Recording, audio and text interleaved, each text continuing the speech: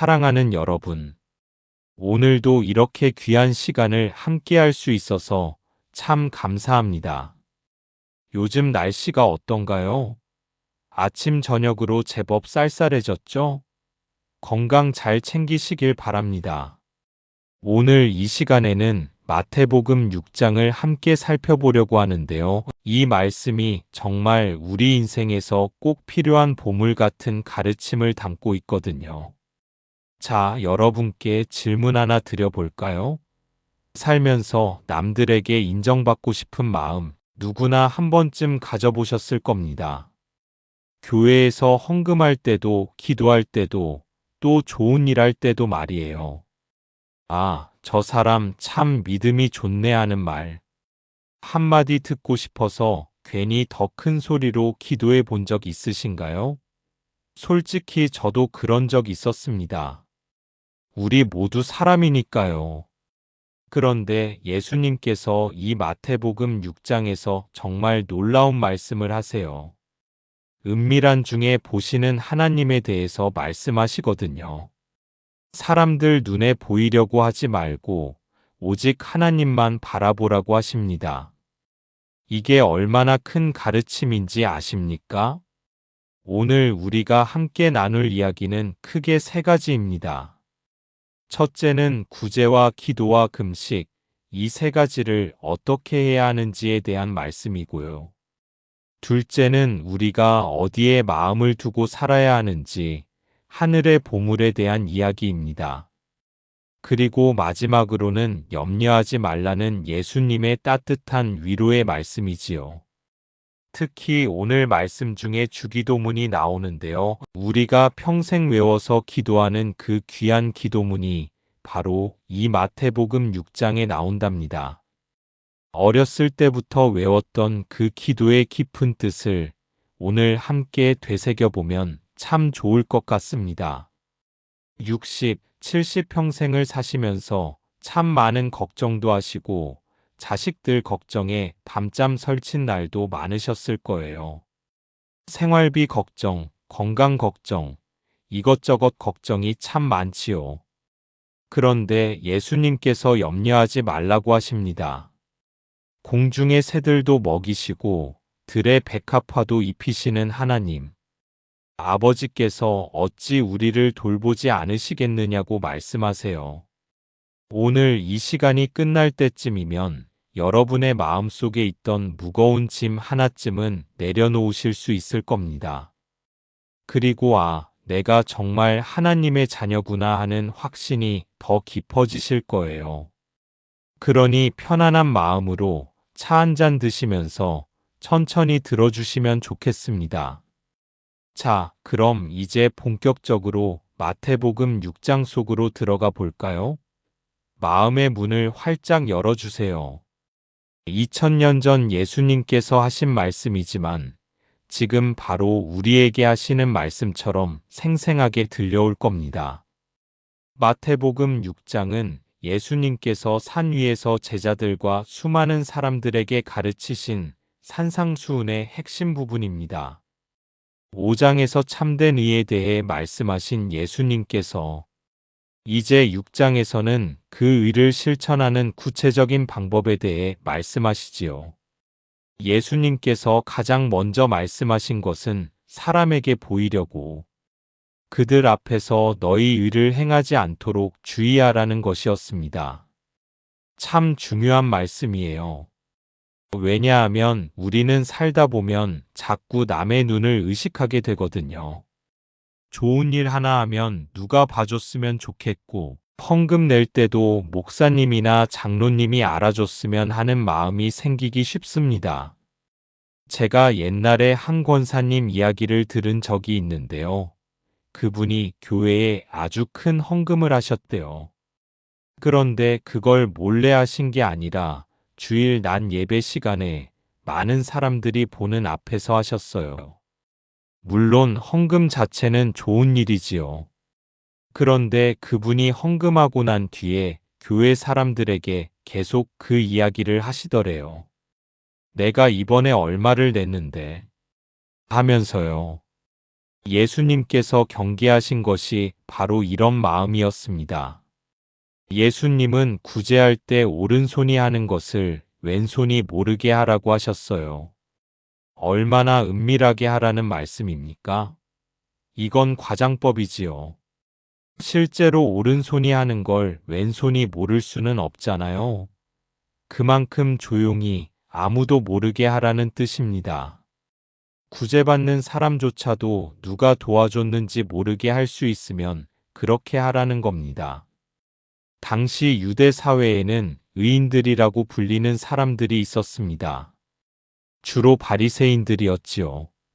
이들은 구제할 때 회당이나 거리에서 나팔을 불었어요. 자, 이제 제가 구제합니다. 하고 알리는 거예요.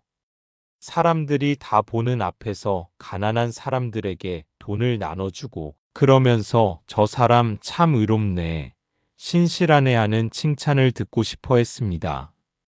생각해 보세요.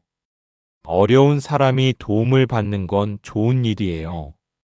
그런데 그 사람이 많은 사람들 앞에서 나는 가난해서 구제받는 사람입니다라고 공개적으로 드러나야 한다면 그 사람의 마음은 얼마나 상하겠어요. 자존심도 상하고 부끄럽기도 하겠지요. 진정한 구제는 받는 사람의 마음을 보호해 주는 겁니다. 예수님께서는 그들은 자기 상을 이미 받았느니라고 하셨어요. 사람들에게 인정받고 칭찬받고 그걸로 끝이라는 겁니다.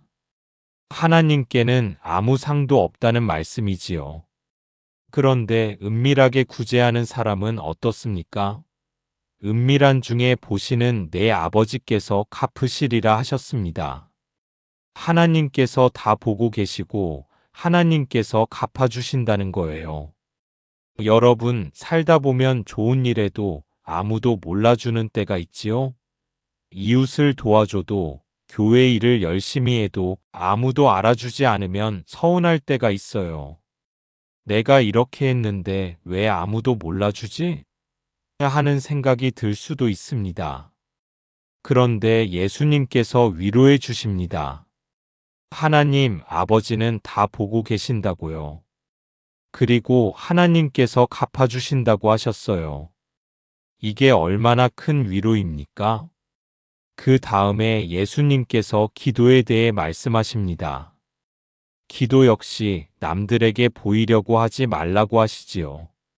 당시 바리새인들은 길거리 모퉁이에 서서 기도했대요. 많은 사람들이 지나다니는 곳에서 일부러 큰 소리로 기도하는 겁니다. 하나님 아버지, 이 죄 많은 종을 불쌍히 여기시옵소서 하면서 말이에요.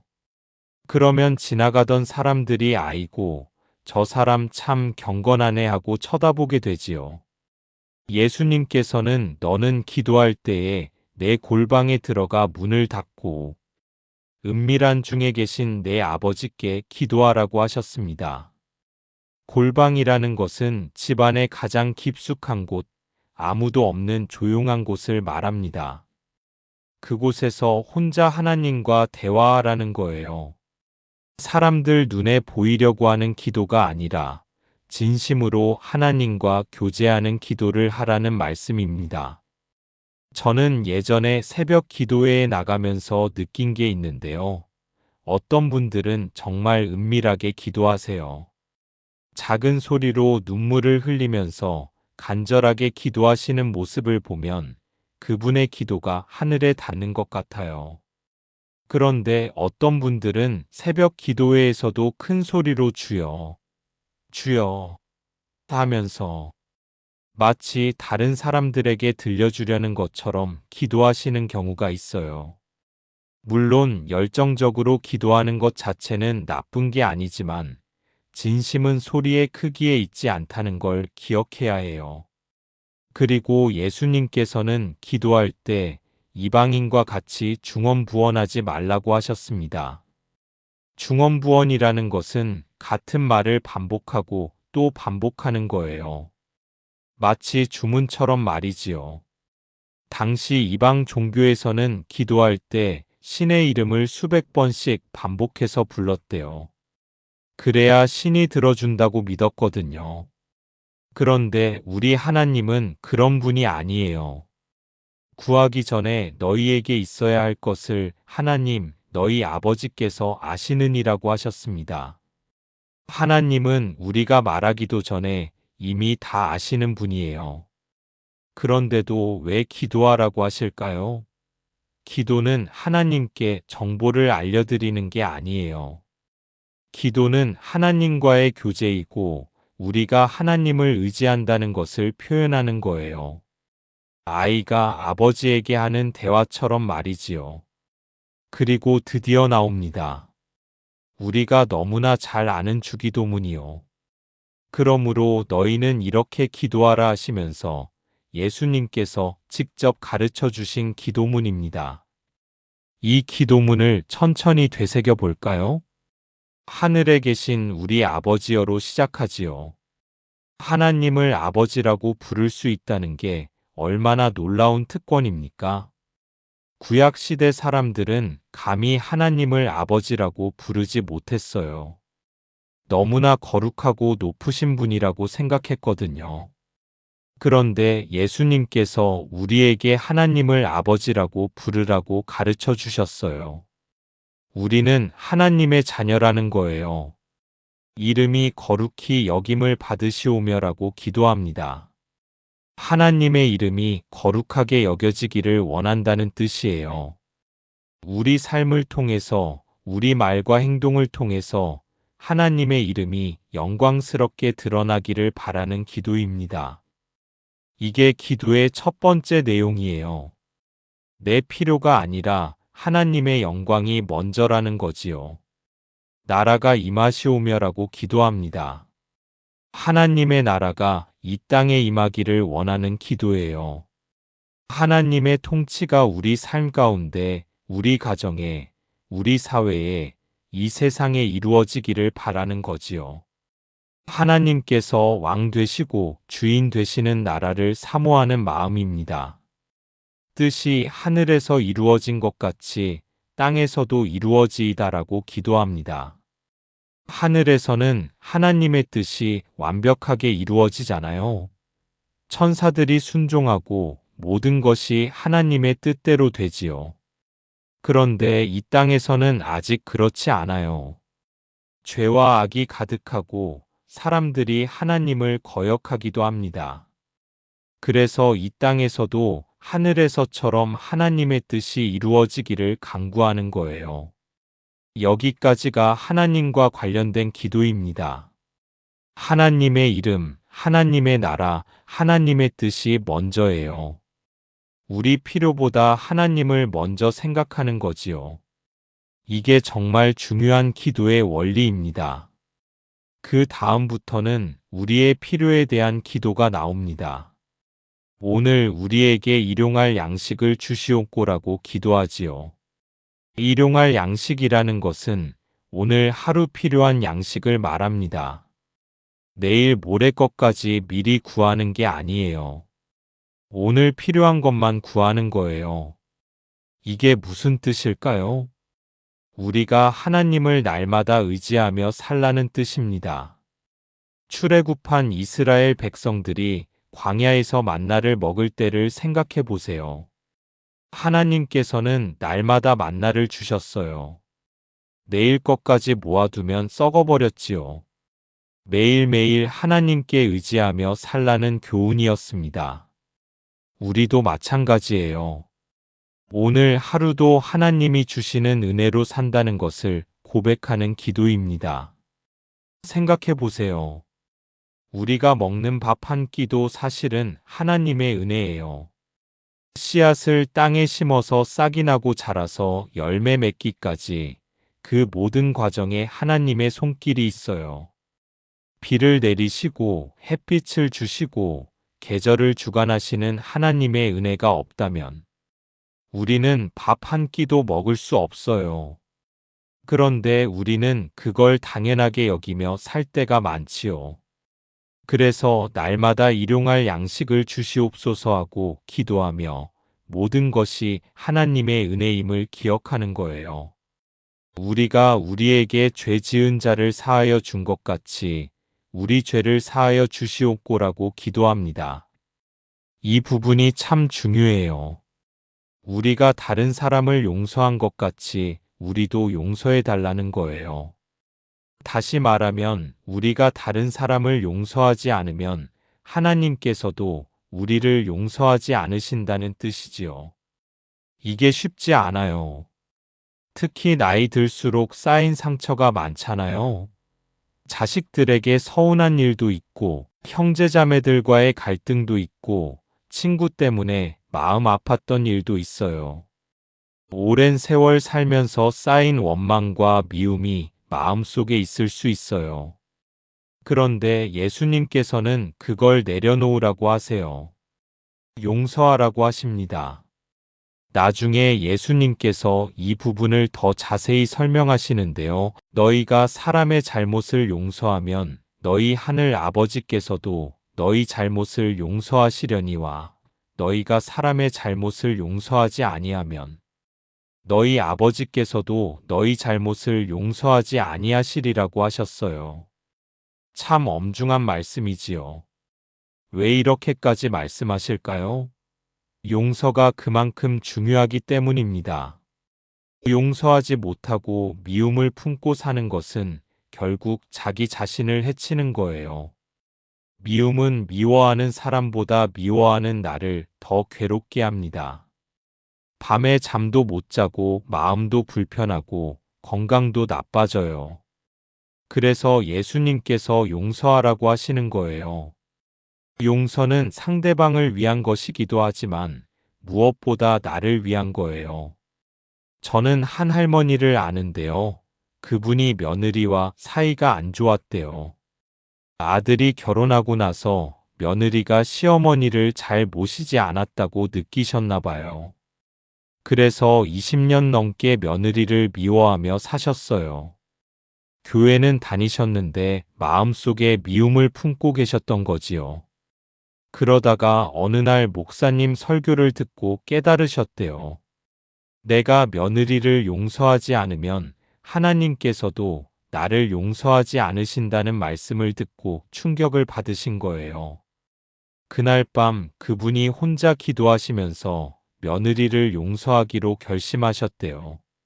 물론 쉽지 않았어요. 20년 넘게 쌓인 감정이 어디 하루아침에 사라지겠어요? 그런데 날마다 기도하시면서 하나님, 며느리를 용서할 수 있도록 도와주세요 하고 구했대요.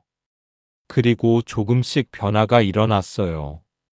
며느리를 보는 눈이 달라지고 며느리의 어려움도 이해하게 되고 결국 완전히 용서하고 화해하셨다고 해요. 그러고 나니 그분의 얼굴이 환해지고 건강도 좋아지고 무엇보다 마음에 평안이 왔다고 하세요. 우리를 시험에 들게 하지 마시옵고 다만 악에서 구하시옵소서라고 기도합니다.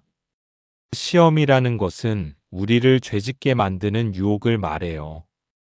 우리는 연약한 존재라서 시험에 쉽게 넘어질 수 있어요. 그래서 시험에 들지 않도록 지켜달라고 기도하는 거지요. 그리고 악한 것들, 악한 세력으로부터 건져달라고 기도합니다. 이 세상에는 우리를 넘어뜨리려는 시험들이 참 많아요. 나이 들어서도 마찬가지예요. 돈에 대한 욕심, 자식들 문제로 인한 걱정과 염려, 건강에 대한 두려움, 이런 것들이 우리를 시험에 빠뜨릴 수 있어요. 그래서 날마다 이렇게 기도하며 하나님께 지켜달라고 구하는 거예요. 어떤 사본에는 나라와 권세와 영광이 아버지께 영원히 있사옵나이다. 아멘이라는 구절이 더 있어요. 이것을 송영이라고 하는데요. 하나님을 찬양하며 기도를 마무리하는 거지요. 모든 나라와 권세와 영광이 하나님께 있다는 것을 고백하면서 말이에요. 이 주기도문을 보면 기도가 얼마나 균형 잡혀 있는지 알 수 있어요. 하나님을 높이는 부분과 우리 필요를 구하는 부분이 조화를 이루고 있지요. 영적인 것과 물질적인 것, 현재와 미래, 개인과 공동체가 다 포함되어 있어요. 이 짧은 기도문 안에 우리가 기도해야 할 모든 것이 다 들어있다고 해도 과언이 아닙니다. 그래서 우리가 이 기도를 외워서 기도하는 거예요. 물론 똑같은 말만 반복하라는 뜻은 아니에요. 예수님께서 중언부언하지 말라고 하셨으니까요. 주기도문의 틀을 따라서 이런 순서와 내용으로 기도하라는 거예요. 하나님을 먼저 생각하고 하나님의 뜻을 구하고 그 다음에 우리 필요를 아뢰는 거지요. 예수님께서는 금식에 대해서도 말씀하십니다. 금식할 때에 너희는 외식하는 자들과 같이 슬픈 기색을 내지 말라고 하시지요. 당시 바리새인들은 금식할 때 일부러 얼굴을 찌푸리고 옷도 허름하게 입고 다녔대요. 나 지금 금식하고 있어요 하고 온 동네 사람들에게 알리는 거예요. 그러면 사람들이 와 저 사람 참 경건하네 하고 칭찬해 주기를 바랐던 거지요. 그런데 예수님께서는 금식할 때 머리에 기름을 바르고 얼굴을 씻으라고 하셨어요. 평소처럼 깨끗하게 하고 다니라는 거예요. 그래서 사람들은 금식하는 줄 모르게 하고 오직 은밀한 중에 보시는 하나님 아버지만 아시게 하라는 겁니다. 여기서도 똑같은 원리가 반복되지요? 사람에게 보이려고 하지 말고 하나님께 인정받으려고 하라는 거예요. 이게 구제, 기도, 금식 세 가지에 공통적으로 적용되는 원리입니다. 그 다음에 예수님께서는 보물을 어디에 쌓아야 하는지 말씀하십니다. 너희를 위하여 보물을 땅에 쌓아두지 말라고 하시지요. 땅의 보물은 좀이 먹고 녹이 슬고 도둑이 와서 훔쳐갈 수 있다고 하셨어요. 얼마나 사실입니까? 우리가 평생 모은 재산도 생각해보면 얼마나 덧없는지 몰라요. 열심히 일해서 돈을 모았는데 사기를 당해서 날릴 수도 있고 경제가 어려워지면 가치가 떨어질 수도 있어요. 건강을 잃으면 병원비로 다 나가버릴 수도 있지요. 그리고 결국 죽을 때는 한 푼도 가져갈 수 없어요. 빈손으로 왔다가 빈손으로 간다는 말이 있잖아요. 그래서 예수님께서는 너희를 위하여 보물을 하늘에 쌓아두라고 하셨어요. 하늘의 보물은 좀이나 녹이 해하지 못하고 도둑이 구멍을 뚫지도 못하고 훔쳐가지도 못한다고 하셨어요. 하늘의 보물은 영원히 없어지지 않는 거예요. 하늘의 보물이 뭘까요? 하나님 나라를 위해 헌신한 것들이에요. 하나님을 사랑하고 이웃을 사랑하며 산 삶, 선한 일을 행한 것들, 복음을 전한 것, 가난한 사람을 도운 것, 이런 것들이 다 하늘의 보물로 쌓이는 거예요. 이런 것들은 영원히 남아요. 하나님께서 다 기억하시고 상을 주실 거예요. 내 보물 있는 그곳에는 내 마음도 있느니라고 하셨습니다. 이 말씀이 참 날카롭지요? 우리가 무엇을 소중하게 여기느냐에 따라 우리 마음이 거기에 가 있다는 거예요. 돈을 가장 중요하게 여기면 마음이 돈에 가 있고 하나님 나라를 중요하게 여기면 마음이 하나님께 가 있는 거지요. 여러분의 마음은 지금 어디에 있으신가요? 요즘 무엇을 가장 많이 생각하시나요? 그게 여러분의 보물이에요. 자식들 생각을 가장 많이 하신다면 자식이 보물이에요. 돈 걱정을 가장 많이 하신다면 돈이 보물이고요. 건강 걱정을 가장 많이 하신다면 건강이 보물이에요. 그런데 하나님을 가장 많이 생각하신다면 하나님이 보물이신 거예요. 물론 자식도 중요하고 돈도 필요하고 건강도 소중해요. 그런데 가장 중요한 건 하나님이어야 한다는 거지요. 하나님을 첫째로 두고 살 때 다른 것들도 제자리를 찾게 됩니다. 그리고 예수님께서는 눈에 대해 말씀하십니다. 눈은 몸의 등불이니 그러므로 내 눈이 성하면 온몸이 밝을 것이오라고 하셨어요. 여기서 눈은 우리가 세상을 바라보는 관점을 말해요. 우리가 어떤 눈으로 세상을 보느냐가 중요하다는 거예요. 만약 우리 눈이 선하고 순수하면 모든 것이 밝게 보여요. 하나님의 은혜가 보이고 감사할 것이 보이고 축복이 보입니다. 그런데 눈이 악하면, 즉 욕심과 시기와 미움으로 세상을 보면 온몸이 어두워요. 불평이 보이고 불만이 보이고 남들과 비교하게 되고 행복하지 않게 됩니다. 한 사람이 두 주인을 섬기지 못할 것이니라고 하셨습니다. 하나님과 재물을 함께 섬길 수 없다는 거예요. 둘 중 하나를 선택해야 해요. 하나님을 주인으로 모시고 살 것인가 아니면 돈을 주인으로 섬기며 살 것인가 결정해야 하는 거지요. 이게 정말 현실적인 문제예요. 우리는 매일매일 선택의 순간에 서 있어요. 주일날 교회에 갈까? 일하러 갈까? 헌금을 할까? 저축할까? 가난한 이웃을 도울까? 내가 쓸까? 이런 선택들 속에서 우리는 끊임없이 하나님과 재물 사이에서 갈등하게 됩니다. 예수님께서는 명확하게 말씀하세요. 재물을 미워하고 하나님을 사랑하든지, 재물을 중히 여기고 하나님을 경히 여기든지 둘 중 하나라고요. 중간은 없다는 거예요. 양다리를 걸칠 수 없어요. 여기서 재물 자체가 나쁘다는 게 아니에요. 돈이 필요 없다는 것도 아니고요. 재물을 주인으로 삼지 말라는 거예요. 재물은 도구로 사용해야지 그것이 우리를 지배하게 하면 안 된다는 겁니다. 하나님이 주인이시고 재물은 하나님의 뜻을 이루는 데 사용하는 도구여야 해요. 그리고 드디어 나옵니다. 염려에 대한 예수님의 말씀이 나와요. 그러므로 내가 너희에게 이르노니 목숨을 위하여 무엇을 먹을까, 무엇을 마실까, 몸을 위하여 무엇을 입을까 염려하지 말라고 하셨습니다. 염려하지 말라는 말씀이 얼마나 위로가 되는지 몰라요. 우리는 살면서 염려가 참 많잖아요.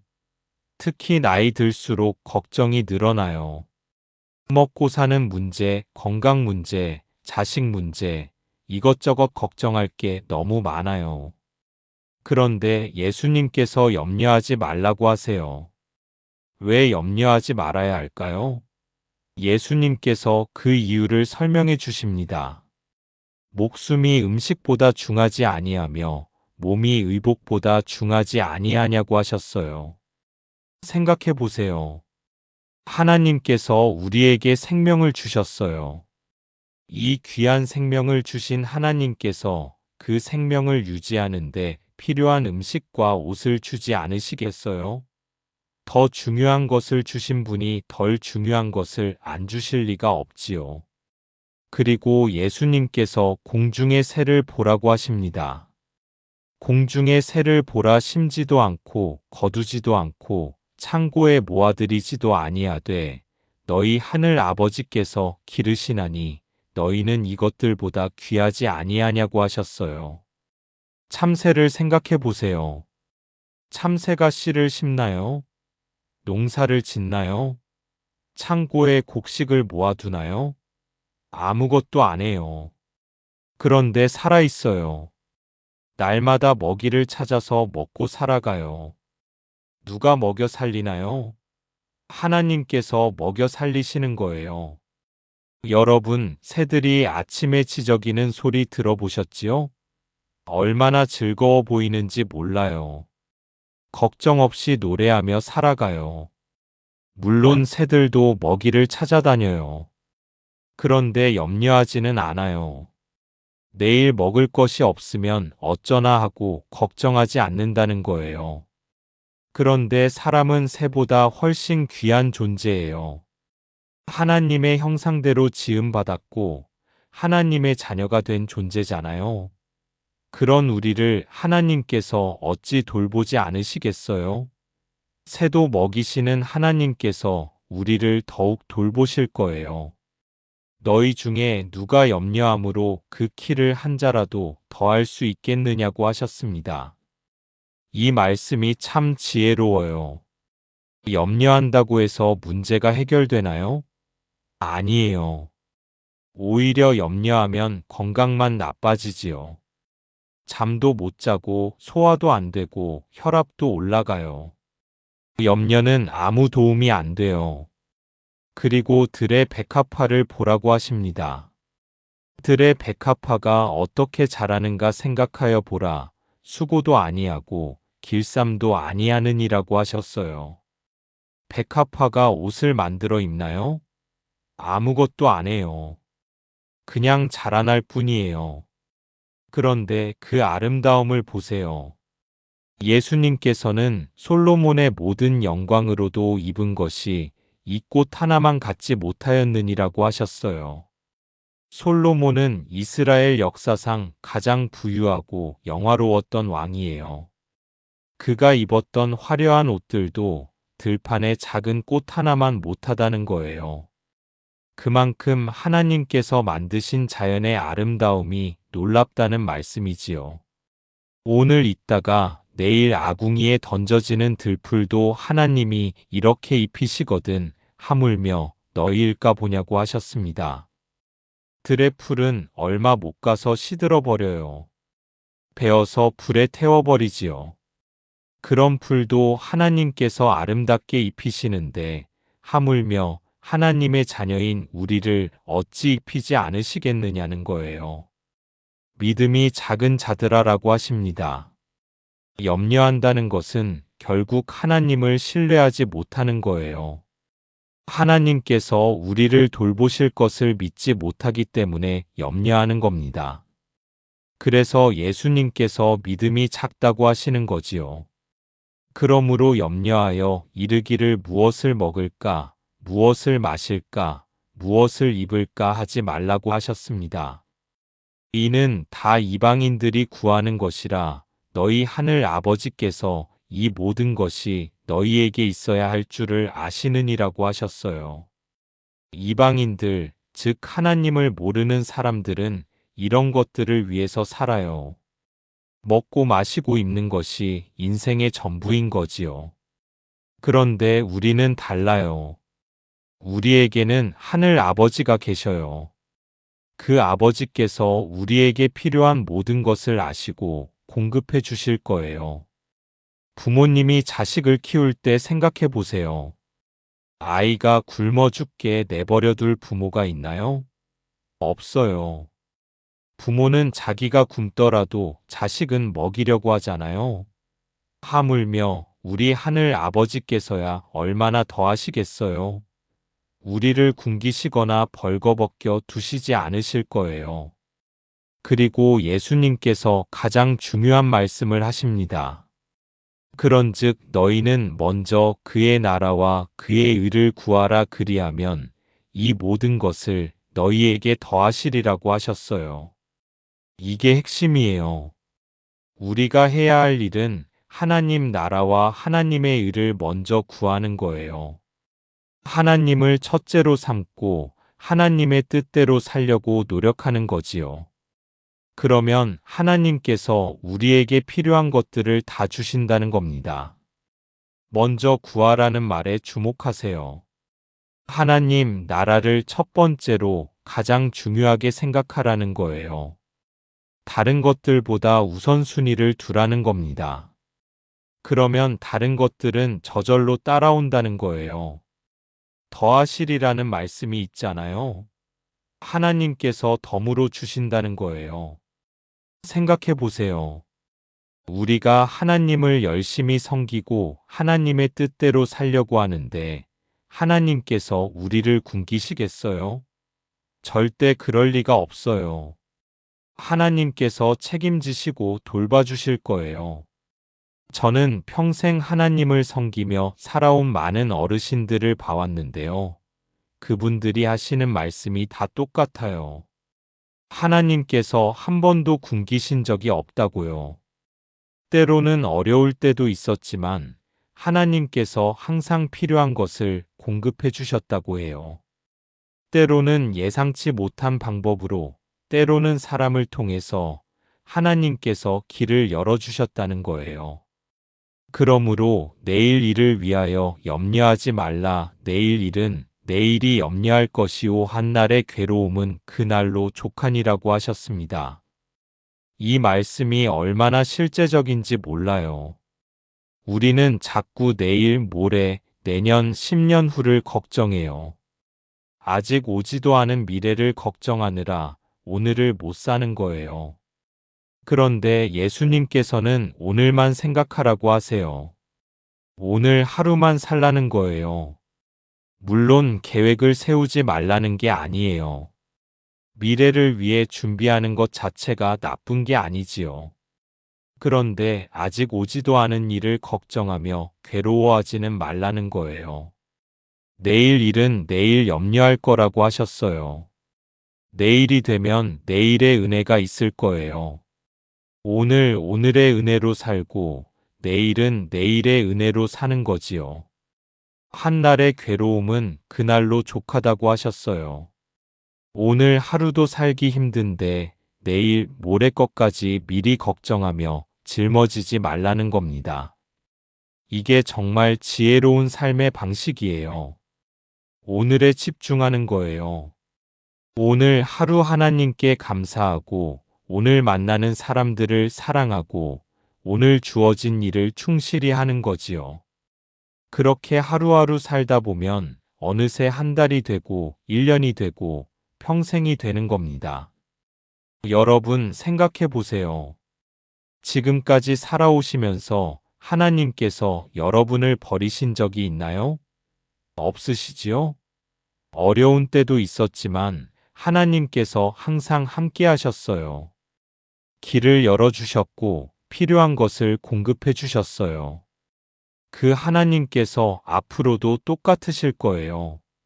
어제나 오늘이나 영원토록 동일하신 하나님이시니까요.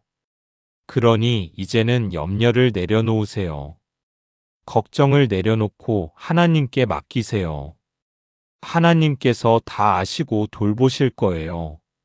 우리는 그저 오늘 하루 하나님의 나라와 의를 구하며 살면 돼요. 그러면 하나님께서 나머지는 다 책임지실 겁니다. 마태복음 6장은 우리에게 정말 중요한 삶의 원리를 가르쳐 줍니다. 사람에게 보이려고 하지 말고 하나님을 바라보라는 것, 땅의 것이 아니라 하늘의 것을 추구하라는 것, 염려하지 말고 하나님을 신뢰하라는 것이지요. 이 말씀대로 산다는 게 쉽지는 않아요. 우리는 여전히 연약한 사람이니까요. 여전히 남들 눈이 신경 쓰이고 돈 걱정도 되고 내일 일도 걱정되지요. 그런데 이 말씀을 마음에 새기고 날마다 실천하려고 노력하면 조금씩 변화가 일어날 거예요. 어느 날 보면 예전처럼 남들 눈치를 안 보게 되고 하나님께서 기뻐하시는 일을 하는 게 즐거워지고 염려가 줄어들고 평안이 찾아올 거예요. 그리고 무엇보다 하나님과의 관계가 더 깊어질 겁니다. 하나님을 더 사랑하게 되고 하나님께서 나를 사랑하신다는 확신이 더 커질 거예요. 오늘 이 말씀을 들으시면서 무엇이 마음에 와닿으셨나요? 혹시 구제, 기도, 금식을 하면서 사람들에게 보이려고 했던 자신의 모습이 떠오르셨나요? 그렇다면 이제부터라도 은밀하게 하세요. 하나님만 바라보고 하세요. 하나님께서 다 보고 계시고 갚아주실 겁니다. 혹시 땅의 보물, 즉 돈이나 재산에 너무 마음을 두고 계셨나요? 그렇다면 이제는 하늘의 보물을 쌓는 일에도 관심을 가지세요. 하나님 나라를 위해, 이웃을 위해 베푸는 삶을 사세요. 그것이 영원히 남는 보물이 될 겁니다. 혹시 염려와 걱정이 너무 많으셨나요?